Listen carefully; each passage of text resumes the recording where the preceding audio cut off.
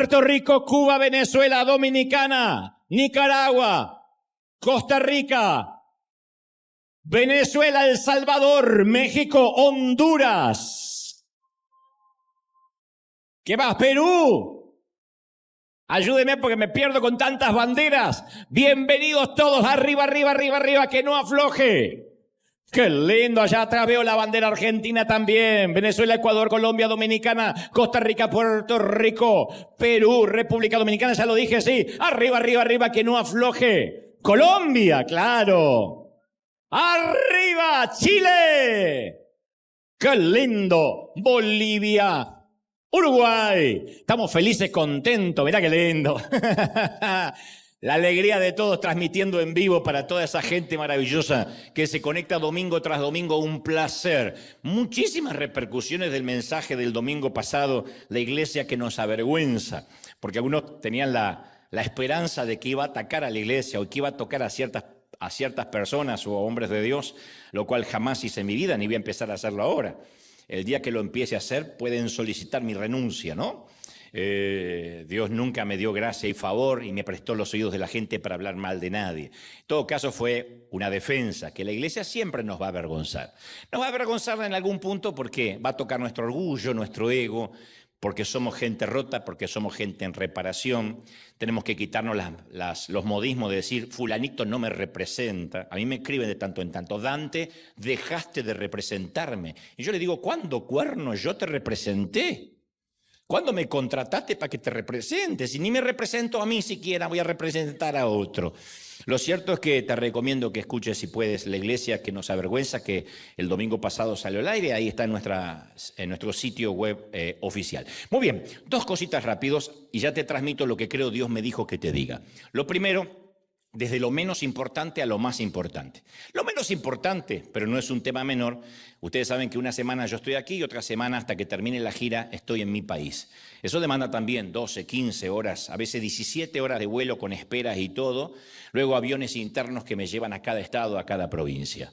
Llevamos ya 63 ciudades en todo el mundo en una gira que ya lleva 3 años y que Dios mediante va a terminar este fin de año, en diciembre.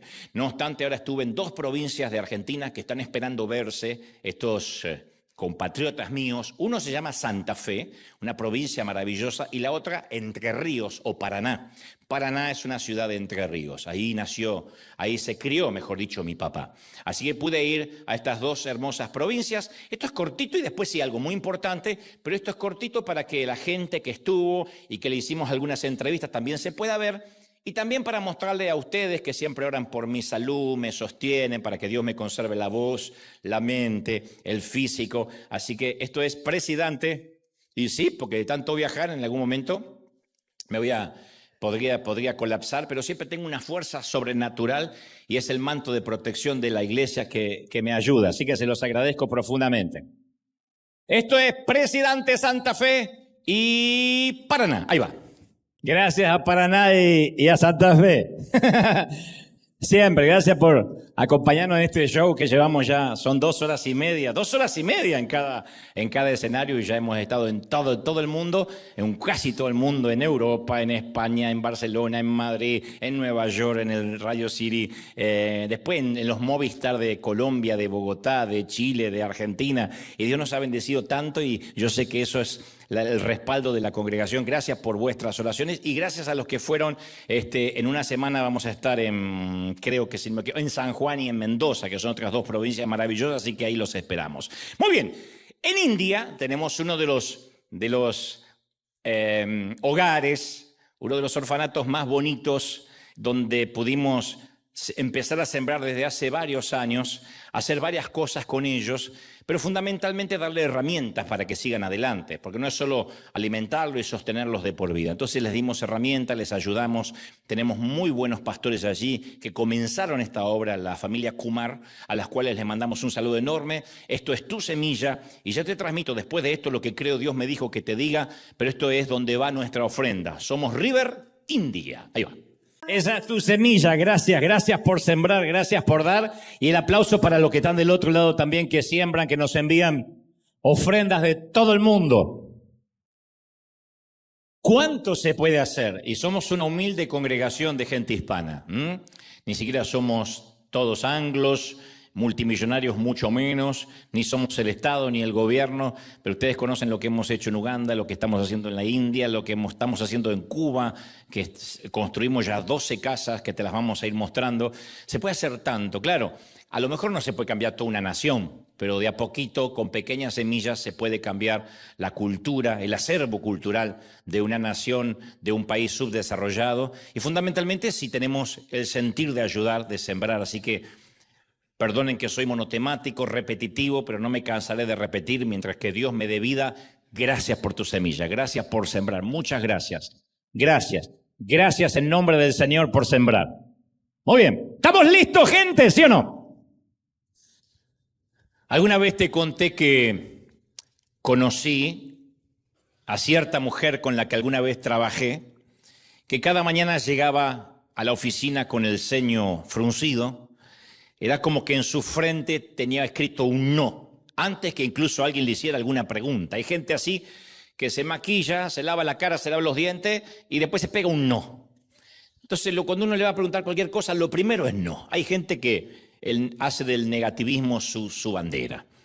Y siempre trataba, además, de hacerle las cosas difíciles a los demás. Si alguien venía a cobrar por un trabajo ya terminado, lo hacía esperar durante horas, o lo hacía llenar eternos formularios burocráticos. Y ella se justificaba diciendo, no, es que no quiero que la gente se acostumbre a que las cosas se obtengan fácilmente. A mí me costó mucho para que ahora vengan y cobren enseguida. Y no era dinero de ella, pero es como que lo administraba de esa forma. Era iracunda, furibunda, colérica, irascible y sobre todo muy hostil. Y aunque todo eso formaba parte de su punto ciego emocional, ella se autopercibía como una mujer muy profesional y justa. Ella nunca decía, tengo mala onda. Ella decía, yo soy muy justa, soy extremadamente profesional. Pero después, a medida que la fui conociendo, me fui enterando que había tenido una niñez muy miserable, muy álgida, lúgubre, triste. Y a medida que relataba las historias de rechazo que había sufrido desde niña por parte de sus padres, los abandonos, empecé a entender, a tener empatía y a comprender que su actitud era el reflejo de todas aquellas heridas del pasado. Al no poder sanar todos esos abusos, todo eso que sufrió de pequeña, la habían transformado en una mujer adulta, mezquina y taimada, pero tenía que ver con esos abusos, esos problemas enraizados en su niñez. Y yo digo siempre, y recuerdo que muchos psicólogos han discutido entre la teoría que nuestra vida adulta es determinada por nuestros genes, que viaja por nuestras venas y nosotros no podemos hacer nada, viaja por nuestro ADN. Mientras que otros psicólogos afirman que nuestro comportamiento no tiene que ver con los genes, que uno puede cambiar la historia sanguínea, tiene más que ver con el medio ambiente en el cual nos crecimos. Lo cierto es que todos los adultos fuimos moldeados por aquello que vivimos desde niños. Y nuestras fortalezas y nuestras debilidades siempre van a ser influenciadas por aquel primer entorno, sí o sí.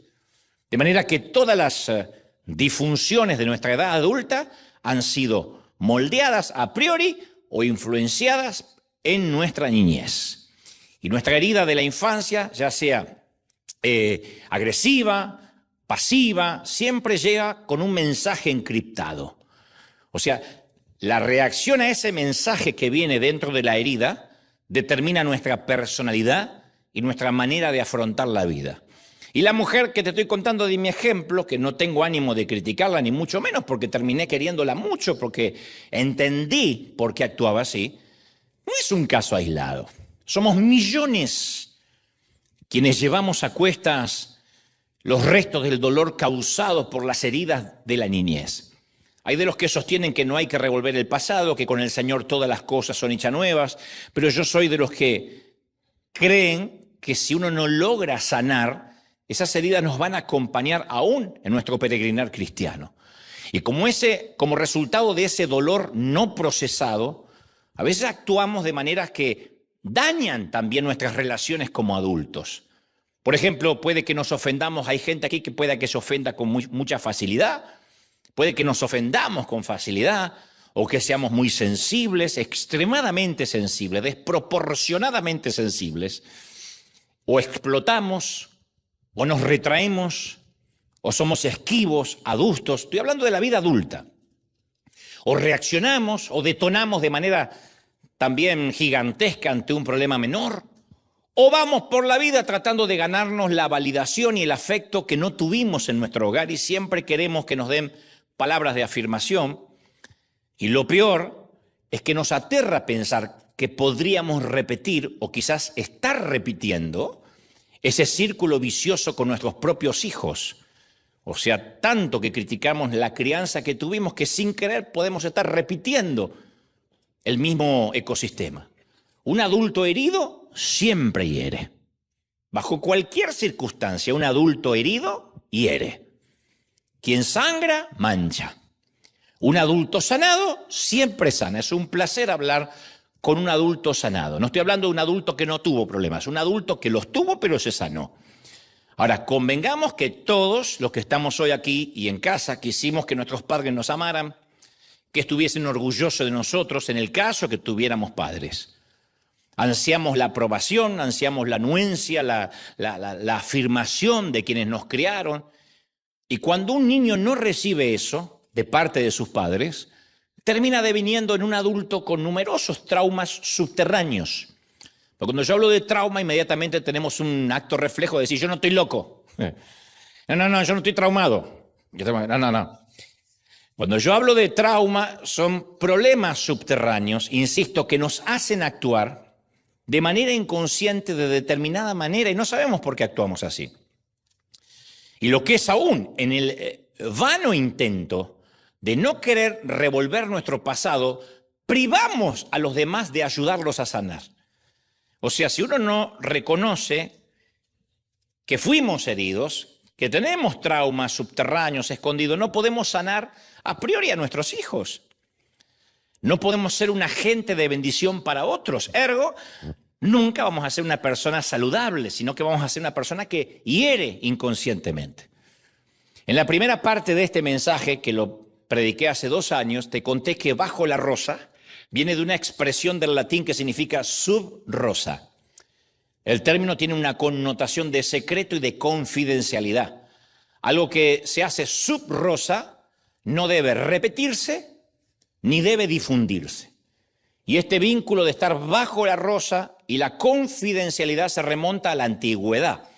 Los griegos y los romanos comenzaron a usar la rosa, que es algo muy bonito, por lo menos de manera estética, como símbolo de silencio.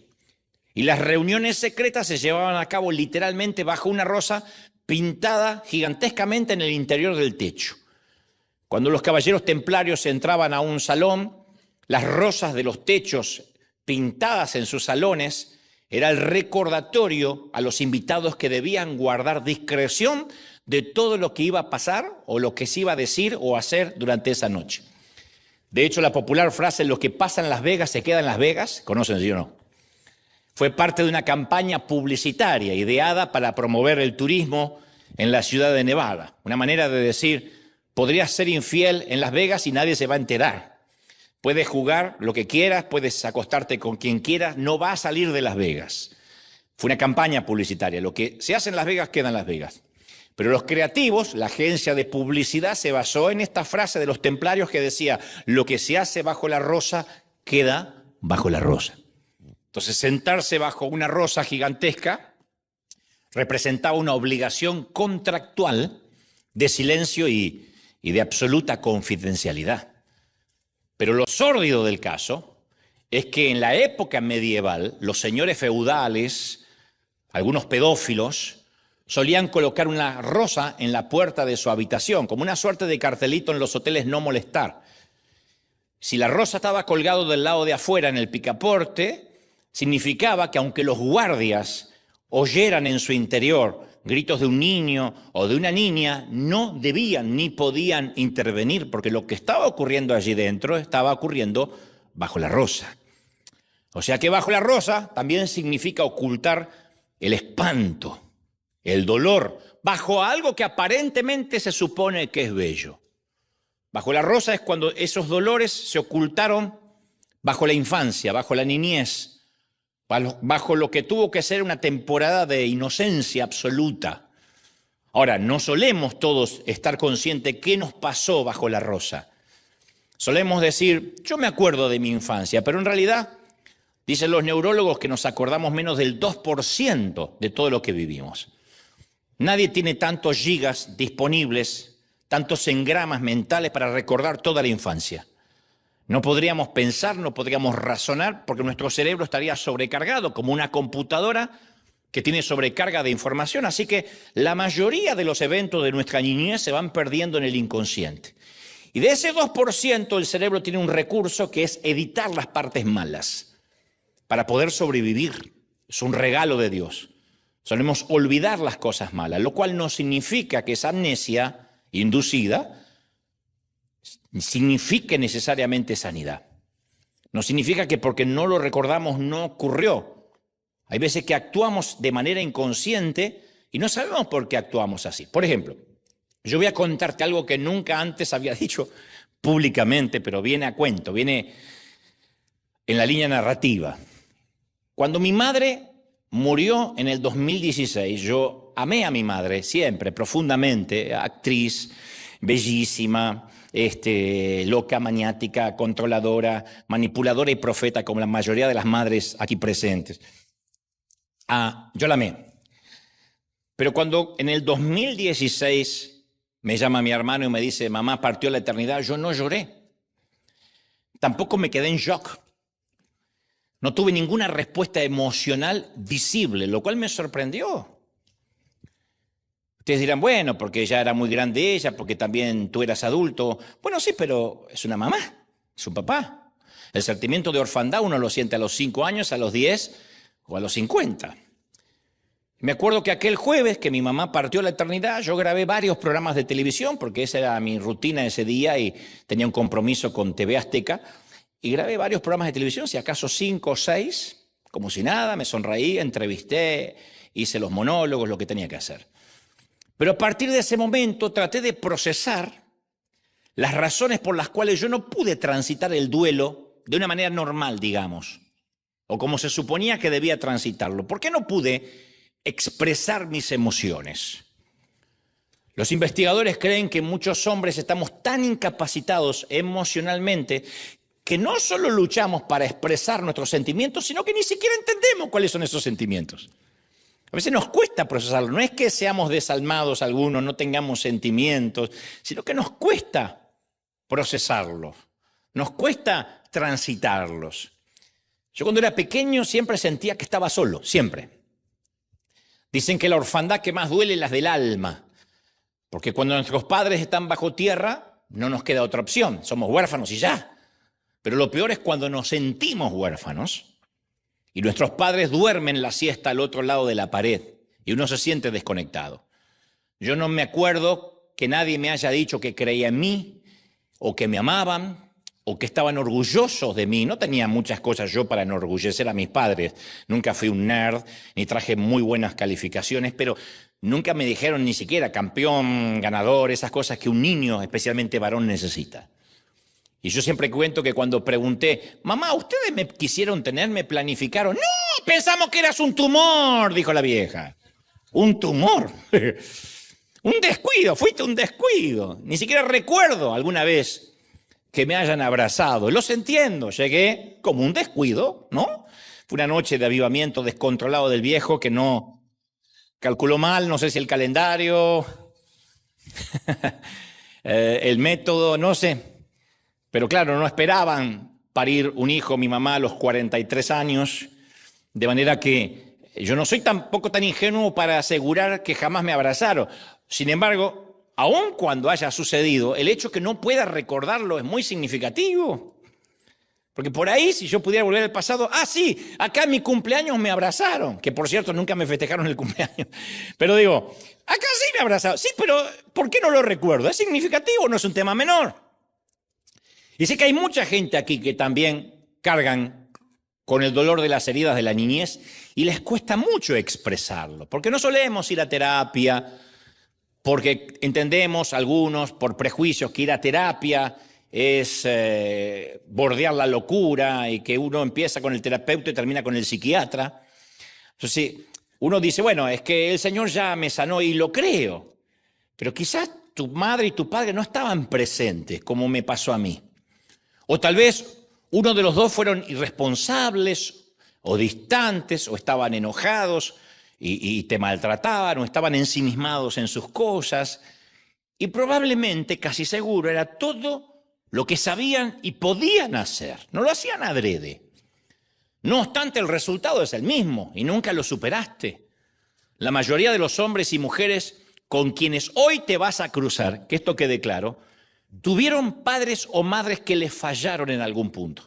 La estadística dice que el 80% de las personas de todo el planeta provienen de familias disfuncionales. 80.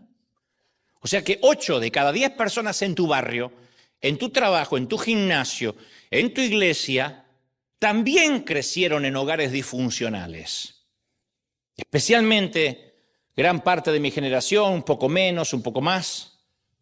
Una vez leí un comunicado de la Guerra del Golfo, hace muchos años, y daban la lista de los nombres de aquellos jóvenes que murieron accidentalmente a manos de su propio ejército, que se llama un daño colateral de una guerra.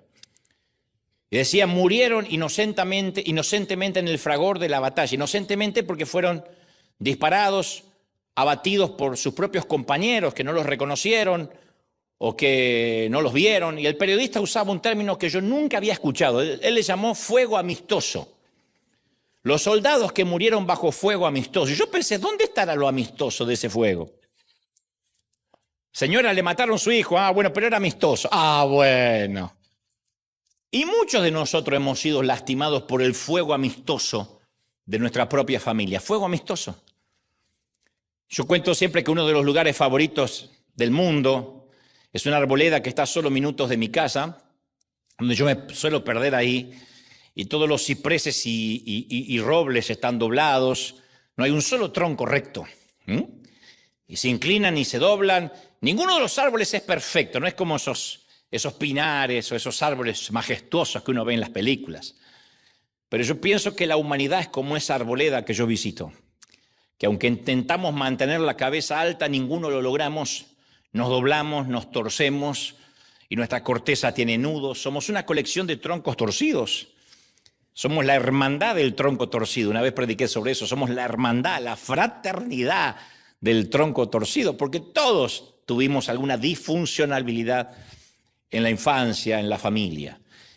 Y lo queremos crear o no, queramos creerlo o no, la Biblia prescribe un proceso de sanidad para las heridas de la niñez, el cual se ha usado de manera constante, eficaz durante miles de años. Los psicólogos, psiquiatras y consejeros refinan, gestionan, replantean el mismo proceso bíblico que data de hace miles de años. Así que necesito dejar claro, antes de seguir, que yo no te hablo como un adulto enojado. Yo no estoy enojado por mi niñez, si no, no podría sanar. Recuerda que un hombre herido hiere, aunque no quiera. Solo un hombre sano puede sanar o ayudar a sanar. Yo no estoy dando ni daré este mensaje desde la bronca de un niño enojado que se convirtió en un hombre enojado y que nunca procesó adecuadamente su enojo y su dolor. Yo soy de los que sostienen que cuando nos estancamos en el enojo y estamos iracundos y enfadados contra nuestros padres, lo único que logramos es culparlo de nuestros defectos, de cómo nos fue en la vida, de los infortunios propios. Pero ese enojo contra nuestros padres desvía la atención de los asuntos reales que necesitan sanidad, que están en nosotros, no en los padres. Entonces mi guía para este tipo de mensaje siempre es lo que dice Éxodo 20:12. Honra a tu padre y a tu madre, para que te vaya bien, para que tengas largos días. Este es mi guía, siempre. Sí, siempre. Entonces, aunque yo cuento mis disfunciones, mi interés no es deshonrar a mis padres. Hablo de mis padres con el mismo respeto y gracia con lo que voy y espero y esperaría que mis hijos algún día hablen acerca de mí. Van a hablar de mis defectos seguramente. Pero quiero que hablen con la gracia que yo hablo de mis padres. Yo no estoy enojado con ellos.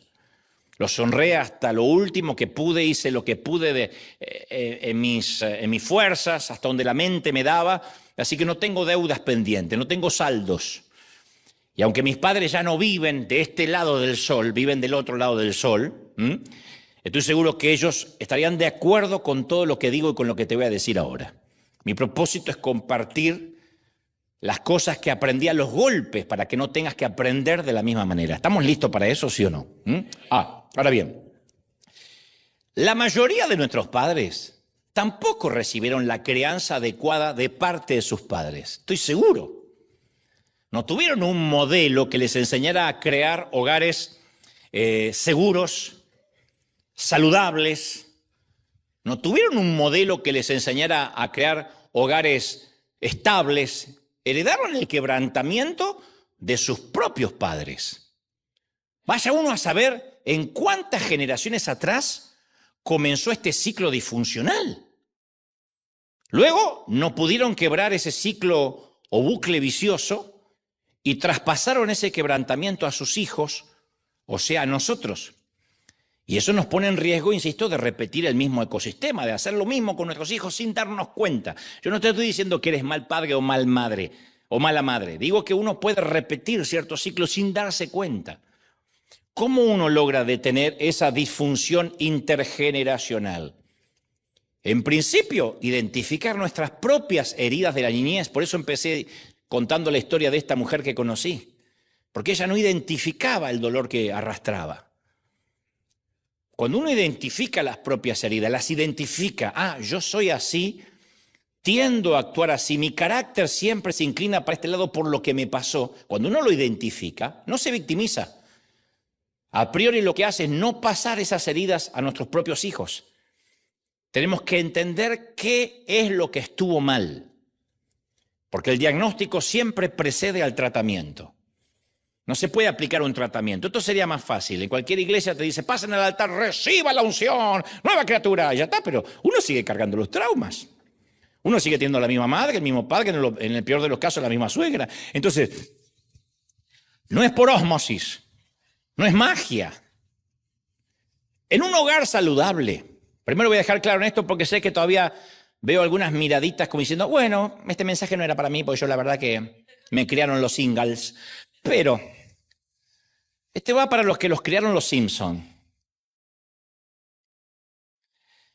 Pero voy a dejar en claro, porque si no, esto parece que siempre el mensaje es para alguien más. Los padres deberían proporcionar, en un hogar saludable, los padres deberían proporcionar 4 fundamentos esenciales. Deberíamos haber tenido esto, y estos 4 pilares deberíamos dárselo a nuestros hijos. Dicho por todos los psicólogos, por todos los sociólogos, amor, estructura, raíces y alas. Amor, estructura, raíces y alas. Esto es lo que debimos haber tenido para decir, llegué sano a la vida adulta. El amor produce el sentimiento de que somos valiosos. La estructura nos ayuda a conocer los límites. La estructura de nuestra infancia nos da límites para la vida adulta. Las raíces nos ofrecen estabilidad para crecer mucho. Y las alas nos preparan para ser adultos responsables. Parece una ecuación infantil, pero es muy profundo, muy profundo. Si creciste en un hogar lleno de amor, te sentiste muy valorado, desde chiquitito o chiquitita, muy apreciado, te lo hacían sentir, te lo verbalizaban. No es que dices, sí, me sentí amado porque nunca me faltó la comida. No, te lo verbalizaban como lo necesita un niño. El niño no entiende el idioma financiero. Nunca me faltó calzado. Sí, pero además de eso, necesitamos que nos verbalicen lo que siente. Te decían, te quiero, te decían, creo en ti, te amo. Te daban un abrazo de la nada, te decían, estoy orgulloso de ti, hija, orgulloso de ti, hijo, de manera constante. Tus padres te alentaban con palabras de ánimo, afecto, respeto, valor, validación y aprobación. Esto es amor. Y es probable que también percibías mucho afecto físico. Te tocaban mucho, te abrazaban. Ahora, eso es crecer en una casa con amor. Si además creciste en una casa que además de amor tiene estructura, tus padres eran muy predecibles. Siempre sabías dónde estabas parado, cuáles eran las reglas de la casa, no tenías que preguntar, estaban implícitas. Sabías dónde estaba el límite y qué esperar si desobedecías. Una mala calificación del colegio, sabías lo que te esperaba en casa y hasta sabías el sermón que te iban a dar. Esa estructura de algún modo te dio confianza en la vida. Pero un hogar saludable no solo tiene amor y tiene estructura, también tiene raíces. Las raíces edifican el carácter. Las raíces son los valores morales que se aprenden en casa mucho antes de ir a la escuela primaria. La perseverancia, la determinación, la diligencia, la resiliencia. Uno va mirando a sus padres y aprende la ética de trabajo, lo que es levantarse temprano, ir a trabajar cuando tienen ganas y cuando no tienen ganas. Si creciste en un hogar con raíces profundas, no importa cuántas veces te haya ido mal en la escuela, siempre sentiste que todo iba a estar bien una vez que llegaras a casa. Las raíces significan que tu casa fue un lugar seguro. Tus padres te hicieron sentir no solo seguro, sino también contenido, a salvo, estable. Nada podía estar tan mal que no se resolviera en tu casa. Si creciste en un hogar con raíces profundas, te sentiste firme, sostenido y contenido. No ibas a buscar amigotes, ni preferías estar en la casa de un amigo, ni en la casa de una tía, ni te sentías más seguro con la abuela. Tu casa tenía raíces. Pero un hogar saludable no solo necesita amor, estructura y raíces, sino también le da alas a los hijos. No nos dejan como rehenes, nos miran como hijos. Los padres no ven a un hijo como una hoja en blanco que puedan escribir lo que ellos no pudieron ser. Vas a ser abogado porque yo no pude terminar la carrera. Vas a ser médico porque quiero que tengas un diploma. Los padres creen que los hijos son una suerte de inteligencia artificial donde le metemos información para que después nos digan lo que queremos oír. Alas significa ver a nuestros hijos como libros a los cuales hay que decodificar, como personas independientes, y los ayudan a encontrar sus propias habilidades académicas, deportivas, artísticas.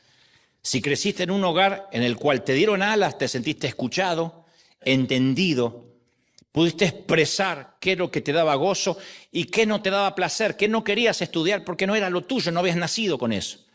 Eso puso viento a tus velas y cuando volaste del nido fuiste guiado por los valores, por las creencias que te inculcaron, pero tenías tus propias alas para ser independiente. 4 fundamentos esenciales: amor, estructura, raíces y alas.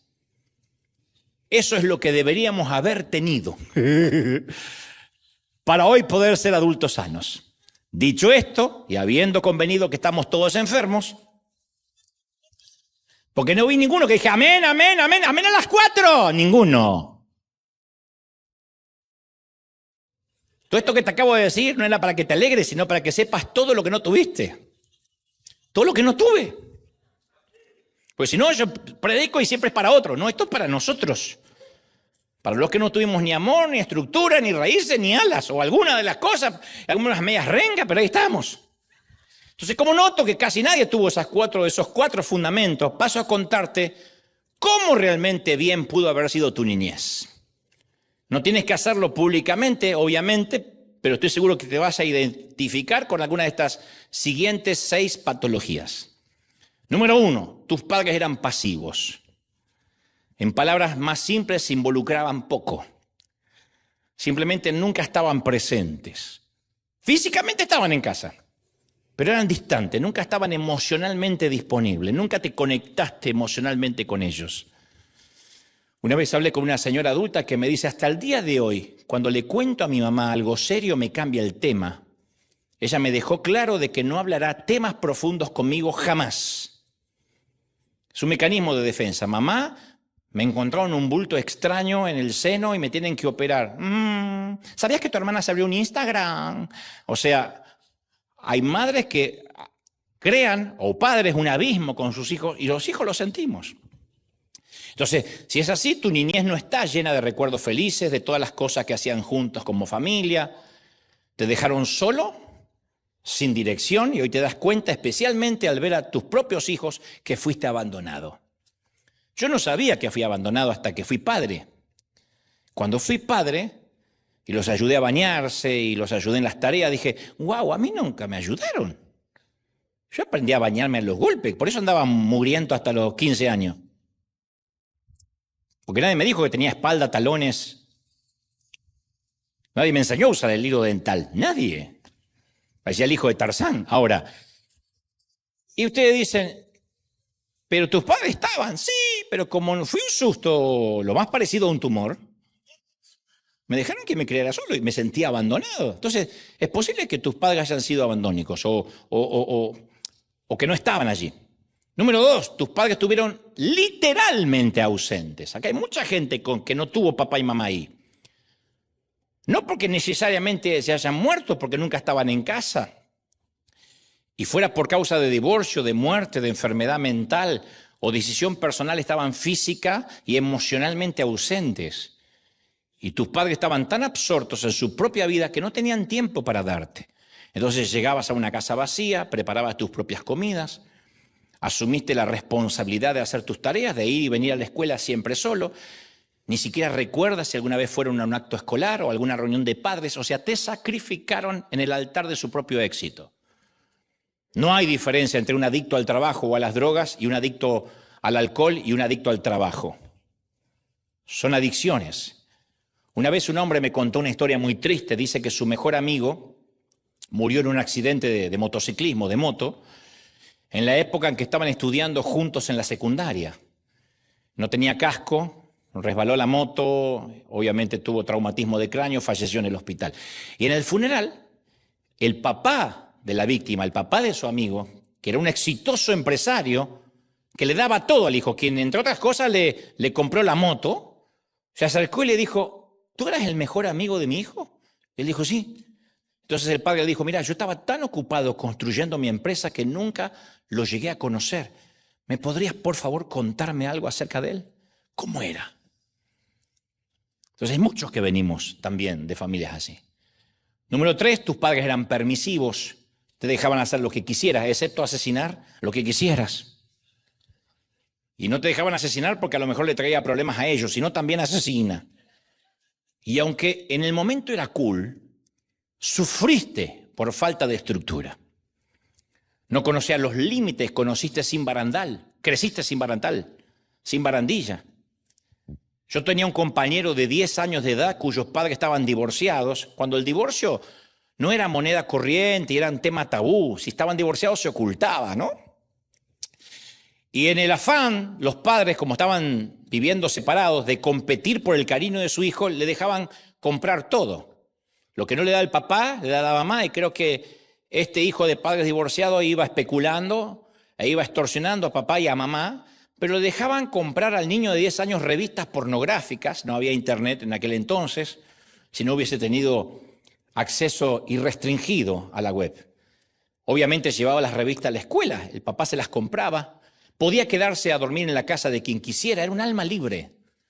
Le decíamos, pero no tenés que pedir permiso a tu mamá o tu papá, no, ellos me dejan hacer lo que quiera. Faltaba a clases cuando tenía ganas. Claro, los niños lo admirábamos profundamente, nosotros éramos rehenes. Hasta llevaba paquetes de cigarrillos en el delantal. Y nunca lo regañaba, me consta, porque salía del colegio, 10 años, prendía un cigarrillo y la mamá lo agarraba de la mano y se iba caminando y el pibe iba fumando, el chamaco. Y hace poco, hace unos años, en un grupo de Facebook de ex compañeros de colegio, me enteré que fue abatido por la policía, asesinado por la policía, en medio de un intento de un robo, en una escaramuza, y que había estado además preso durante muchos años. Era predecible de que iba a terminar así. Nunca conoció lo que era un límite, no los iba a conocer en la vida adulta. Número 4, quizás tus padres siempre estaban enojados, violentos. Por lo general estaban molestos por algo y la ira estaba ahí al acecho, debajo de la superficie, lista para hacer erupción. Aun cuando a veces te dijeran algo positivo, los momentos de enojo le robaban ese afecto, te robaban ese afecto. Lo que más te quedaba eran las palizas. Se enfadaban, eran crueles, malhumorados, perdían los estribos con mucha regularidad. Pero lo peor es que nunca sabías qué los hacía enojar. Eso es lo peor. Era caminar sobre un campo minado. Hay muchos adultos acá que de pequeños caminaron sobre un campo minado, sobre arena movediza. No conocer las reglas de juego de tu hogar es no tener raíces. Quizás tuviste padres que reaccionaban de manera exagerada por una mala nota, por venir con el pantalón rasgado de haber jugado a lo que sea, y te hacían vivir encogido por el miedo. Te sentías como un perrito amarrado, que no podías escapar y estabas esperando el próximo estallido verbal o, en el peor de los casos, la violencia física. Mucha gente que dice, a mí me azotaban con un cinturón, con una escoba, con un zapato, con un palo, con lo que tuvieran a mano y te dejaban marcado. Esto no es de hace 2 siglos, esto no es de una época medieval. Hay muchos aquí que literalmente nos daban con el cinto. Y se cuidaban, si eran buenos, de no darnos con la hebilla. Pero nos dejaban las marcas. Yo recuerdo no poderme poner shorts durante los veranos porque tenía las marcas que me daban vergüenza, que me preguntaban, me agarraban y yo no me acuerdo qué tan mal me pude haber portado para merecerme latigazos. Hoy que soy padre digo, claro, no era normal. Pero la disciplina a lo mejor en tu hogar también era impredecible, arbitraria, conforme el desfase hormonal de mamá o papá. Y dado que siempre te sentías sobre un campo minado, preferías ir a jugar a la casa de tus amigos y nunca en la tuya, a la casa de la abuela, de quien sea. Cualquier lugar era más seguro que el tuyo. Número 5, tus padres eran demasiado exigentes, no violentos, exigentes, autoritarios, controladores. Nunca conversaban contigo, te daban órdenes. Te decían que obedecieras sin hacer preguntas. No te motivaban a pensar, a cuestionar, ni siquiera hablar por ti mismo. Y aprendiste a no hacer preguntas, a no opinar diferente, a no hablar, a menos que te hablara. ¿De verdad creemos que eso no lo vamos a llevar a la vida adulta?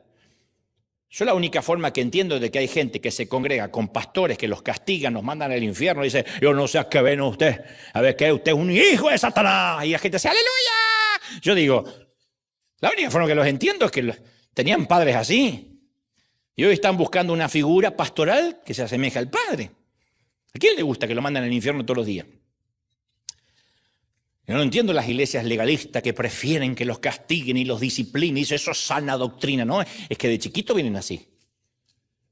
Cuando no te permitían ser un niño, no te permitían ser tú mismo y tus padres eran prepotentes, dominantes, manipuladores. Tenías temor a fallar, pero cuando hacías bien las cosas nunca te lo decían. Decía, pero yo hice bien las cosas y es lo que corresponde. A ver si quiere que lo felicite también. Y es posible que hasta retenían palabras de cariño, incluso la usaban como armas para manipularte. Como una vez me dijo un amigo, hiciera lo que hiciera, nunca pude hacer feliz a mi viejo.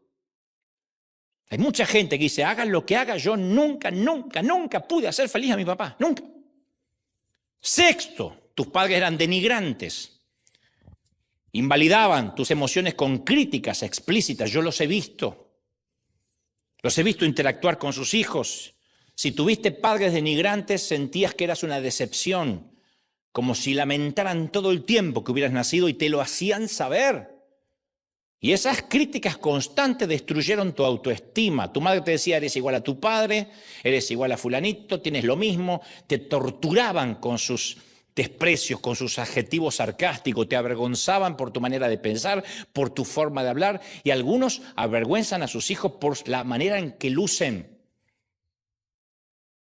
Literalmente, te decían gordo, gorda, empieza a adelgazar que pareces una vaca, que te lo diga un padre. No, de verdad, que te lo diga una madre. Hay gente que no causa risa porque causa en un niño un dolor e infringe una herida que perdura por años. Flaco, narigón, o si usabas lente te decían corto de vista. Y a veces lo hacían en público. Estaban tan frustrados por sus propias vidas esos padres que se desquitaban contigo y eras su chivo expiatorio, el que no se podía defender. Los adultos solemos hacer eso. Decimos cosas que nosotros no toleraríamos que nos dijeran, pero como somos adultos nos salimos con la nuestra. Y es probable que promovieran la rivalidad entre los hermanos, porque aplicaban el famoso proverbio divide y reinarás. Y ese trato desigual generó envidia entre hermanos, celos, rivalidades, incluso odio, que pudieran durar por décadas. Porque hay padres que hacen eso, te hablan mal de tu hermano y a tu hermano le hablan mal de ti, no sabes lo que me hizo, que no me ama, con tu hermano nunca se puede contar. Yo no sé, no se puede contar con él, siempre está ocupado. Y después me agarraba a mí y decía, ay, no sabes lo que es tu hermano. Mi mamá dividía para reinar. Como verás, la mayoría de nosotros no tuvimos la niñez que esperábamos.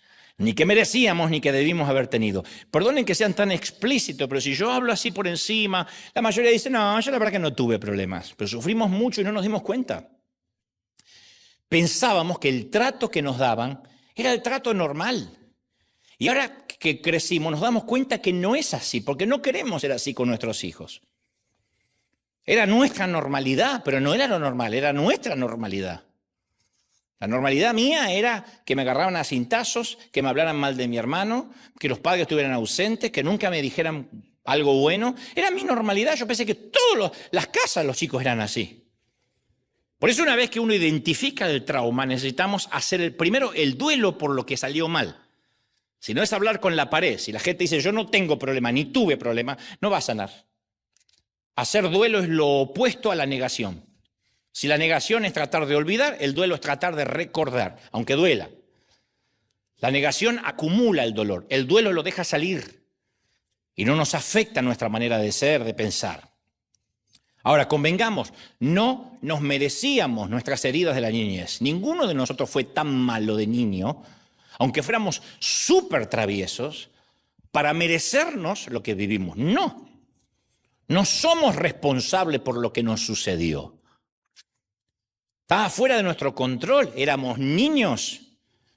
No obstante, ahora que somos adultos, somos responsables por lo que nos suceda en el futuro y lo que le suceda a nuestros hijos. Entonces tenemos que sanar para poder dar un hogar saludable a nuestros hijos. Nunca es tarde para sanar, nunca. Aunque algunos digan, bueno, yo ya crié a mis hijos, no importa, porque podría ser una abuela tóxica. Podría ser un abuelo tóxico. Es el principio que tenemos que sanar, que primero, como dicen, tenemos que ponernos nosotros la máscara de oxígeno, primero antes de ayudar a los demás, que son las instrucciones de seguridad antes del despegue de los vuelos comerciales. Si caen las mascarillas, primero póngase la mascarilla y después asista al menor. Entonces esto es lo que primero tenemos que hacer. No podemos sanar al hijo siendo nosotros enfermos. Nadie puede cambiar lo que nos pasó. Eso es así. No vamos a hacer una regresión para tratar de cambiar el pasado porque las máquinas del tiempo no existen. Nuestros padres son responsables por habernos herido, sea que lo hayan hecho conscientes o inconscientes. Quizás nuestros padres están vivos, quizás no. Quizás tengamos una buena relación con ellos, tal vez no. Quizás nuestra relación con nuestros padres es muy civilizada, tal vez no. Porque para que una relación sea civilizada hacen falta de las dos partes civilización. Entonces, no obstante, cuando nos tratan incivilizadamente, uno tiende a retraerse y decir, no quiero hablar, no quiero llamar, no quiero ir. Cada acción de gracias es un problema, cada Navidad es un caos. Entonces, cualquiera sea la relación que tengamos con nuestros padres, lo más probable es que no querramos perdonar. Ese es el punto. Pero el punto es que perdonar no es descartar lo que nos hicieron. Perdonar no es pretender que nunca nos hirieron. Eso no es perdón, eso es amnesia. Después de todo, si alguien no hubiese hecho algo malo, no habría necesidad de hablar de perdón. El perdón es cuando alguien nos hizo algo malo, si no el perdón carece de sentido en sí mismo. Para perdonar uno tiene que reconocer que nos hicieron algo malo, si no, no podemos perdonar. Si no es como, disculpa, no es una disculpa, hay que perdonar con lo que eso significa cuando uno reconoce que nos hirieron. Es tomar una decisión consciente de dejarles pasar el agravio a nuestros padres. Pero tampoco hablo de amnistía. Yo te conté una vez que amnistía es un término que se utiliza mucho en el ámbito político. La amnistía deriva de la misma palabra griega donde procede amnesia. Amnesia, amnistía. Significa el olvido del delito. El olvido del crimen.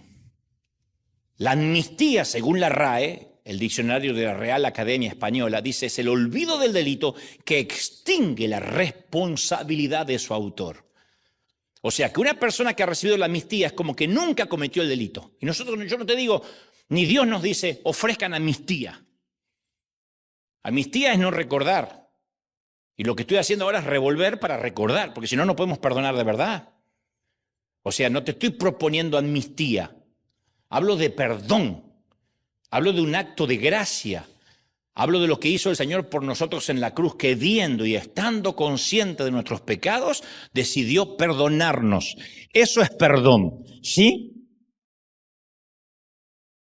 Número 1, aunque no lo merezcan. Por eso es un mandamiento tan difícil de obedecer y el único que viene con promesa. La Biblia no dice, en el Decálogo no dice, no matarás y tendrás una piel muy buena hasta la vejez.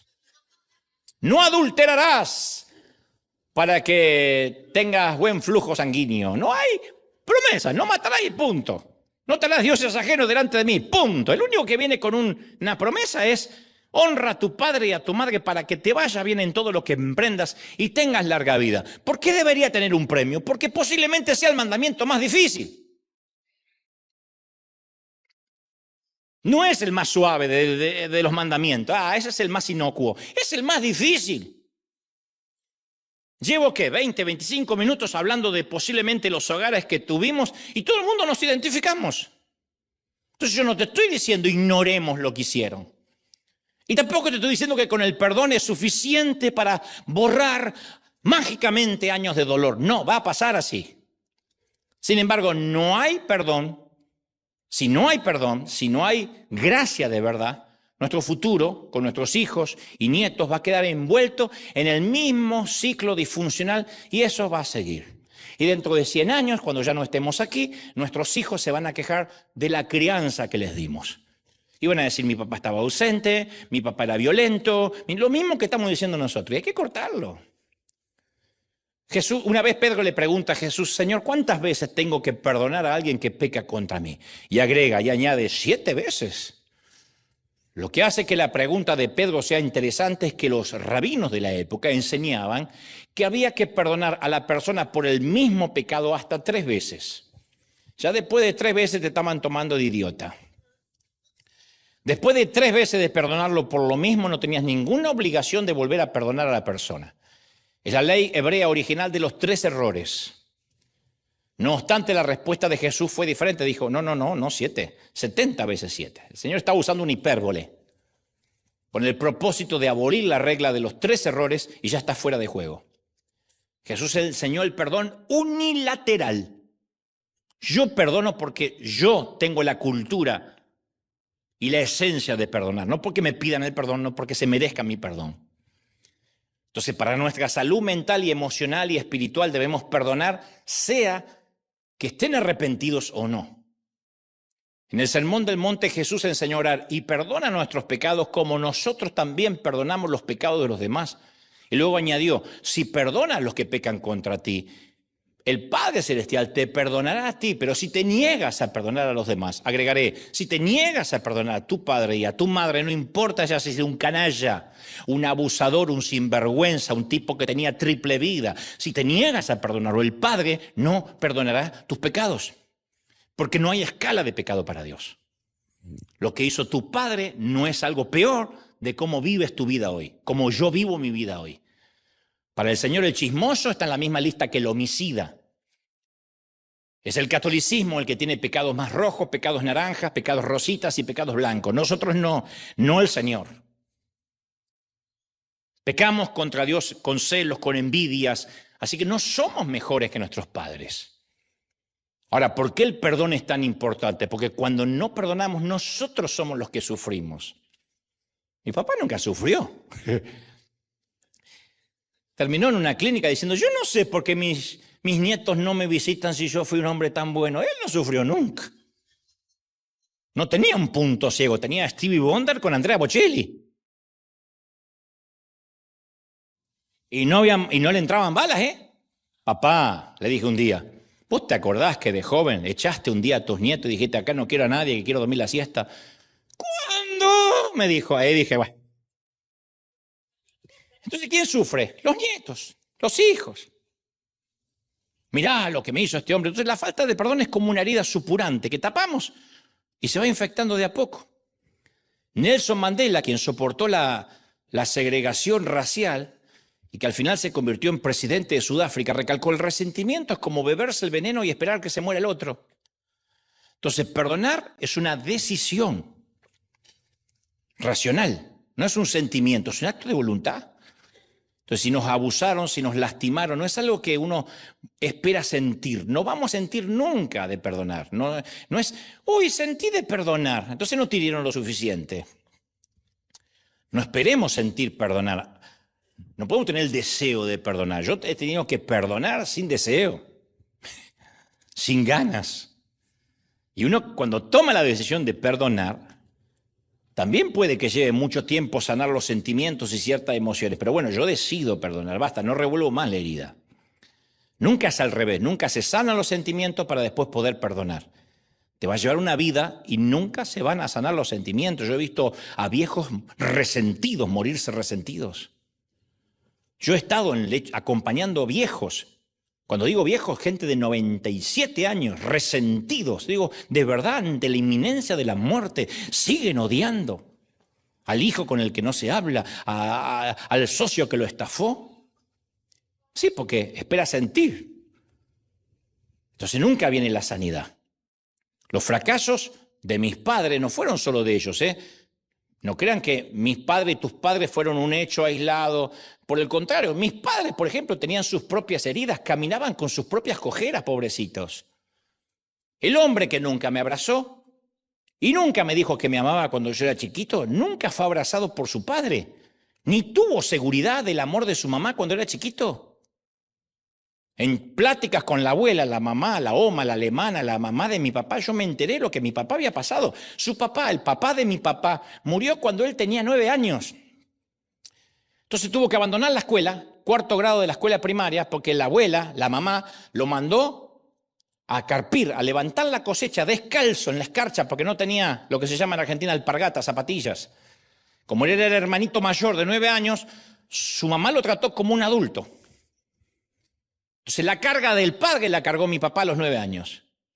Pobrecito no sabía ni leer ni escribir, pero tampoco sabía demostrar amor. ¿Y cómo va a demostrar amor si a los 9 años lo mandaron a trabajar?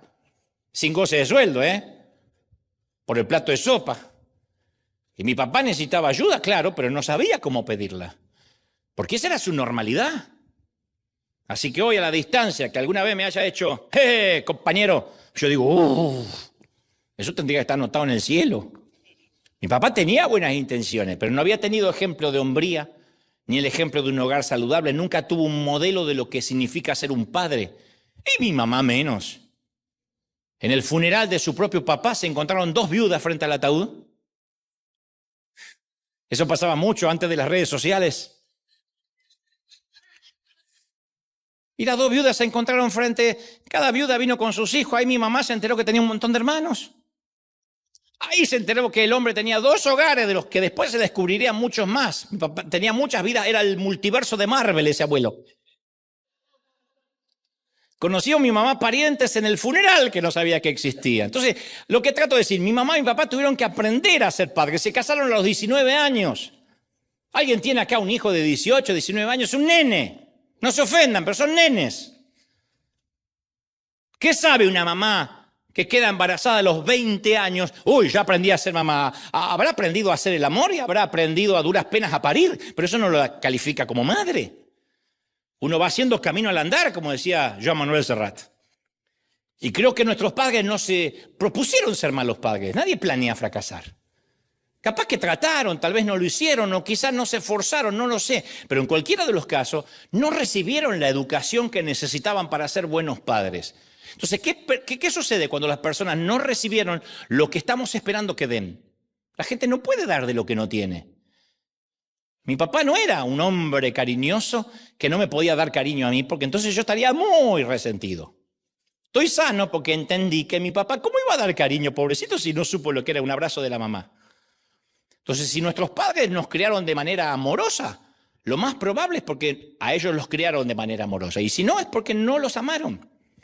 Nadie les mostró cómo amar, cómo establecer estructuras, cómo echar raíces, cómo darle alas a los hijos. Winston Churchill decía, los que no aprenden de la historia están condenados a repetirla. Y esto no aplica solo a la política, sino a las familias. Entonces tenemos que aprender. No obstante, ahora que consideramos lo que le sucedió a nuestros padres, podemos romper la cadena. Tenemos que hacer el esfuerzo de extender la gracia a nuestros padres por sus errores, así como nosotros recibimos gracia por nuestros errores. En la actualidad, la mayoría de las heridas de mi niñez se sanaron, pero puedo afirmar que todavía tengo algunos, yo los llamo síntomas residuales, que me hacen vulnerable a ciertos estallidos emocionales. En palabras simples sería ciclotimia, pero bueno, todos tenemos una cojera emocional, todos. La cojera es una buena metáfora para lo que nos queda después de lo que sucede luego de la sanidad, ¿no es cierto? Como una pierna dañada que se sana, pero queda la cojera física, así también el alma que está dañada severamente queda con cierta cojera emocional, ¿no? Quedamos. Es el efecto residual de nuestras heridas de la niñez, que las vamos encontrando todos los días en la vida adulta con algo que nos lo recuerda. Y tendemos a reaccionar ante las personas, ante situaciones que nos recuerdan las viejas heridas.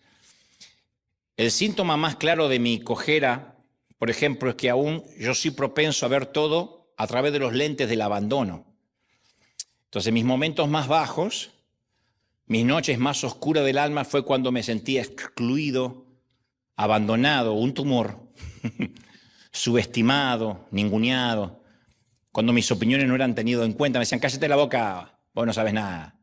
Entonces siempre estoy tentado a pensar, ya no me quieren, aún en mi vida adulta. Y como un acto reflejo de defensa digo, al cabo que yo tampoco lo quería.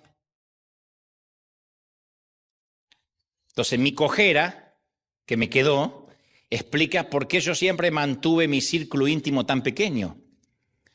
Porque nunca tuve decenas de amigos, nunca estoy yo en mesas largas con 50 personas, como a muchos que les gusta.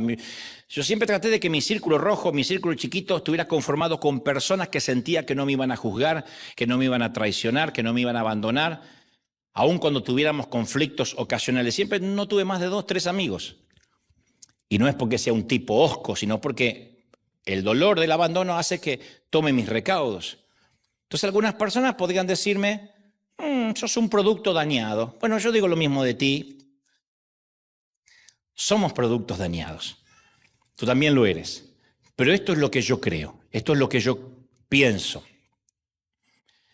Algunos podrían decir, están errados, están dolidos, pero esto es lo que yo pienso.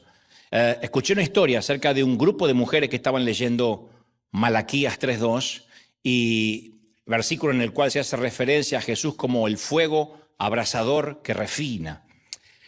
Y estas mujeres, para satisfacer su curiosidad, hizo un acuerdo con un orfebre para verlo trabajar.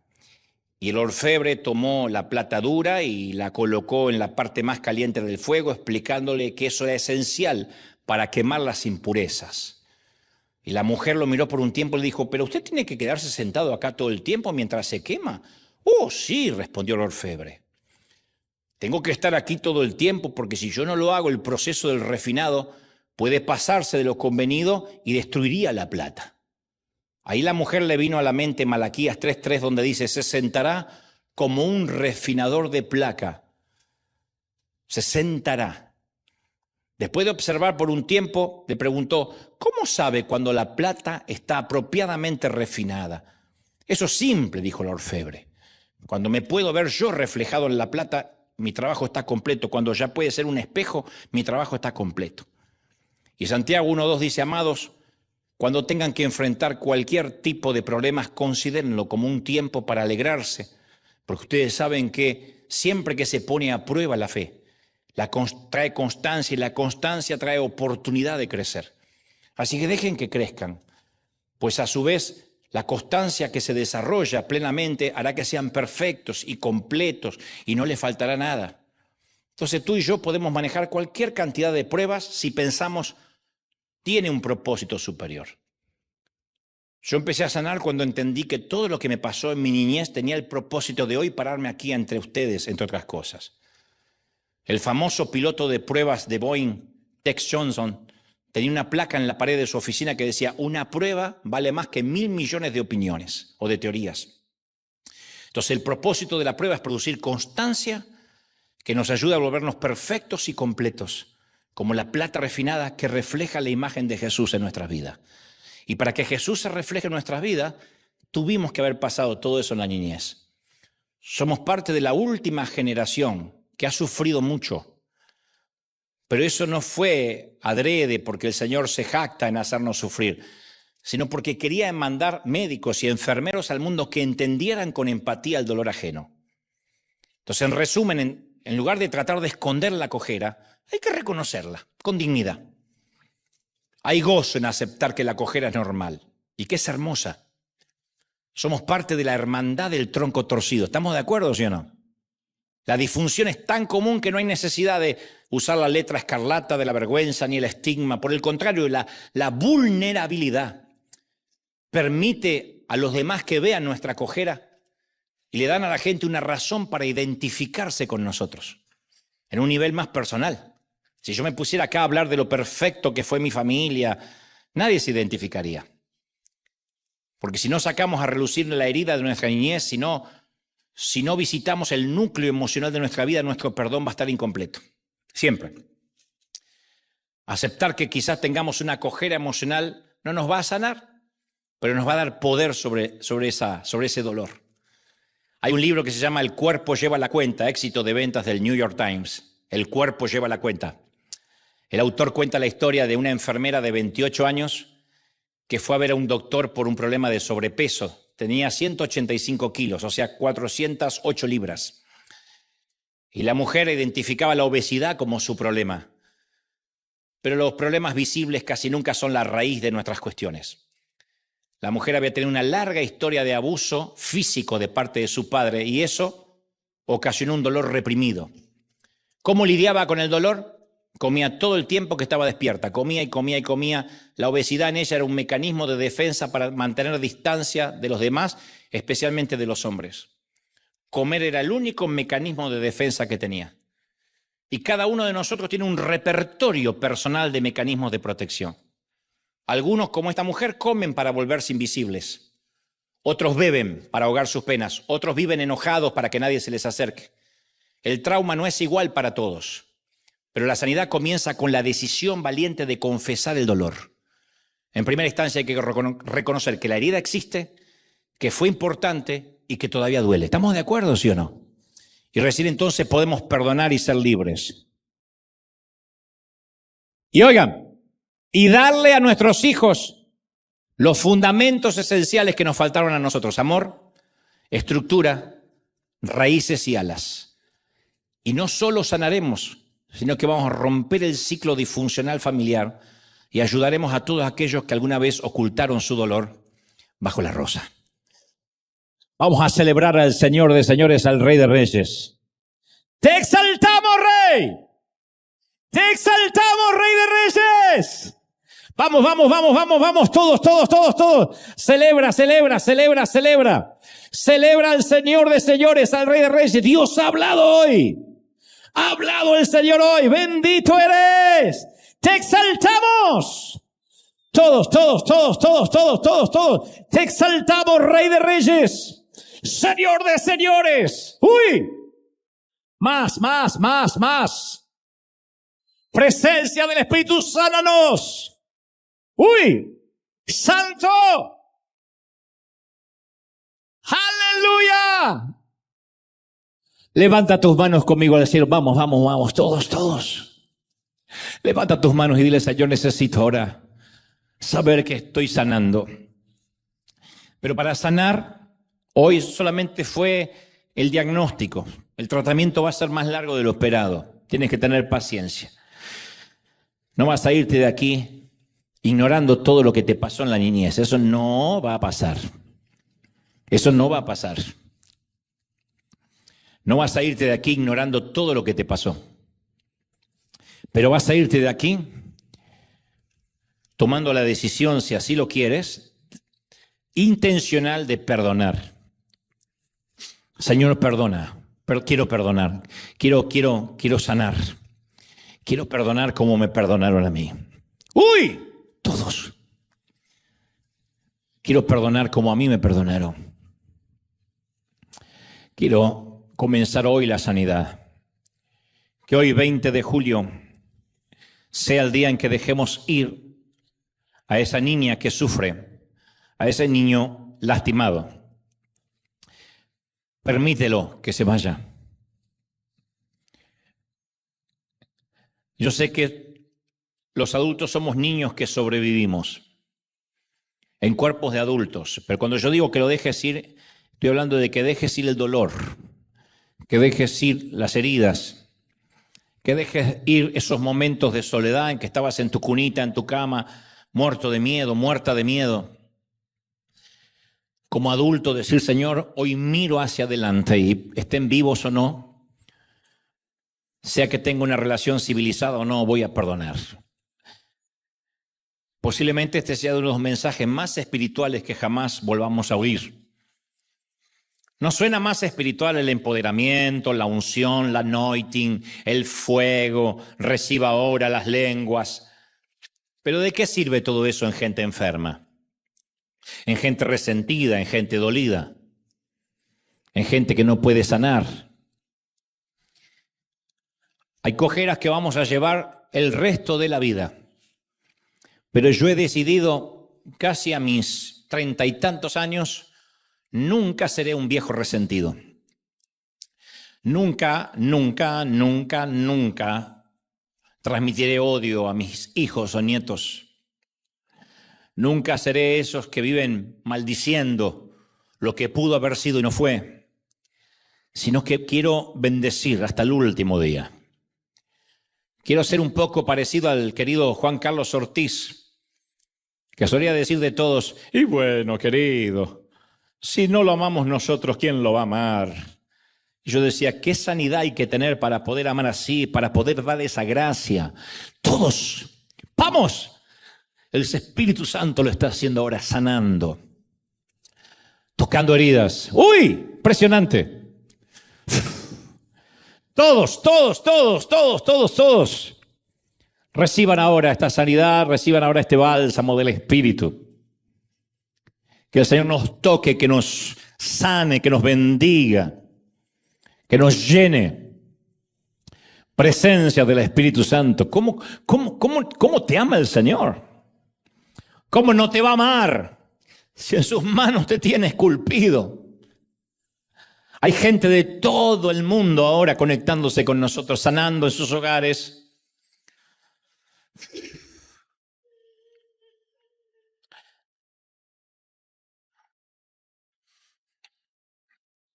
Después de algunos meses me di cuenta que no pude llorar cuando mamá partió, no porque yo no tuviera emociones, sino porque en realidad no había perdonado el abandono. Y entonces la perdoné y comencé a elaborar mi duelo y fue maravilloso, porque me permití llorar, me permití ser yo, me permití estar triste unos cuantos días o meses y está bien. Dios puso los lacrimales en nuestros ojos para que todo el mundo vea cuando estamos tristes y no lo ocultemos.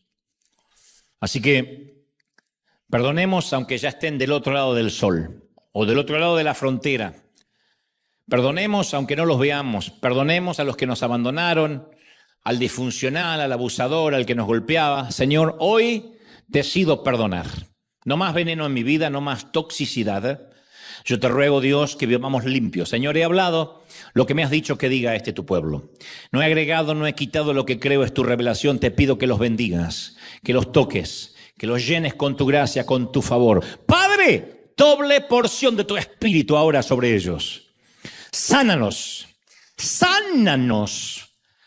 para que terminemos este mes de julio viajando livianos, prósperos, bendecidos, para que no pasemos fundamentalmente el dolor a los nuestros, para cortar toda cadena intergeneracional, para que hoy comencemos un nuevo tiempo, una nueva vida. Padre, gracias. Bendigo a los que hoy están aquí, para que tengamos una buena semana, un buen inicio de semana laboral y que seamos prósperos, bendecidos en el cuerpo, en el alma y en el espíritu. Amén y amén. Gloria a Jesús. Que Dios te bendiga, que Dios te guarde. Chau. Y haga resplandecer su rostro sobre ti. El aplauso al Señor de señores y en casa. Chau, hasta la próxima. Bendecidos.